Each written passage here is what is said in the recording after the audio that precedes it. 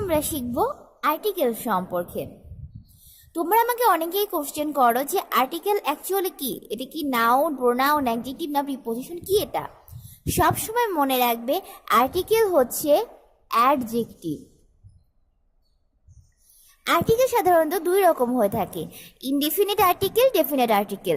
Indefinite article হচ্ছে এ এবং অ্যানকে বোঝায় এবং ডিফিনিট আর্টিকেল বলতে আমরা ডিকে বোঝাই। অর্থাৎ আমরা যখন কোনো একটা বোঝাই তখন সেখানে আমরা এ অথবা অ্যান ব্যবহার করি এবং যখন কোনো নির্দিষ্টতা বোঝাই তখন আমরা সেখানে ডি বোঝাই।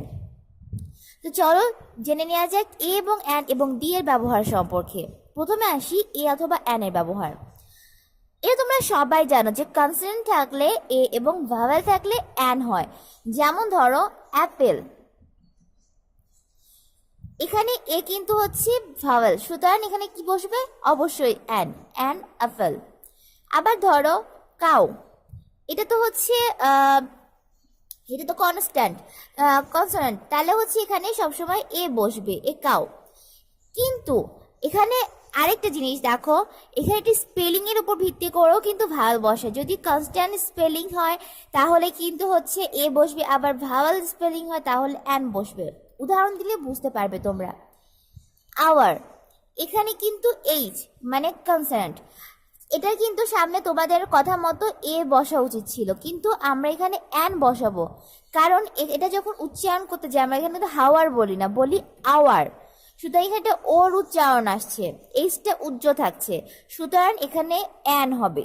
যখন ভাওয়েলের মতো উচ্চারণ হবে কনসোনেন্ট থাকার পরেও তখন সেখানে অ্যান বসবে। আবার দেখো ইউনিফর্ম, এখানে কিন্তু ইউ অর্থাৎ উচ্চারণ হিসেবে কিন্তু ভাওয়েল আসছে, কিন্তু এটা হচ্ছে ব্যতিক্রম। কোনো শব্দে উচ্চারণে যদি ইউ শব্দটি চলে আসে তাহলে সেখানে অবশ্যই অ্যান না বসে এ বসবে, এ ইউনিফর্ম। আর এটা হচ্ছে আর্টিকেলের এবং অ্যান এর ব্যবহার। নেক্সট আসি দিতে। দি মানে স্পেসিফিক কিছু বোঝাতে, অনেক কিছুর মধ্যে একটা নির্দিষ্ট করে বোঝাতে দি ইউজ করা হয়। যেমন ধরো দি পেন, এখানে কিন্তু অনেকগুলো পেন থাকতে পারে, সেই পেনের মধ্যে থেকে আমার একটা নির্দিষ্ট পেন দরকার, একটা স্পেসিফিক পেন দরকার, তখন আমি বলবো দি পেন। ইউনিক কিছু বোঝাতে, অর্থাৎ যেমন মুন,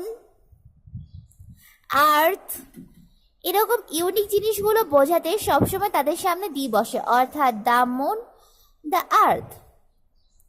কমন নাউন অর্থাৎ এক জাতীয় জিনিসগুলো বোঝাতে দি বসে। যেমন ধরো কাউ, এখন এটা তো এক জাতীয় জিনিস, আমি যখন কোনো এক জায়গায় হয়তো দল বেঁধে রয়েছে, আমি ওই কাউটাকে ওই দলটাকে বলতে যাব যে ওই দলের গরুগুলো, তখন আমরা বলবো দেখাও, অর্থাৎ ওই যে দলের গরুগুলো, সব গরুগুলোকে আমি ইন্ডিকেট করছি, শুধু ওই দলের গরুগুলো। এরপরে আসে কম্পারেটিভ অবজেক্টিভ। যেমন ধরো আমরা যদি বলি দ্য বেটার, দ্য গেটার, অর্থাৎ যত তত, এই টাইপসের বোঝাতে আমরা দি ব্যবহার করি, the better, the greater.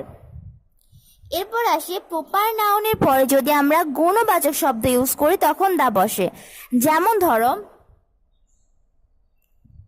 Omar, the great, এখানে কিন্তু ওমরটা হচ্ছে একটা প্রপার নাউন এবং এরপর আছে অবজেক্টিভ গ্রেট, এই অ্যাডজেক্টিভ গ্রেট, এই অ্যাডজেক্টিভের বোঝাতে তখন আমরা দি ইউজ করবো, অর্থাৎ প্রপার নাউনের পরে অ্যাডজেক্টিভ বোঝাতে আমরা দি ইউজ করবো, ওমর দ্য গ্রেট।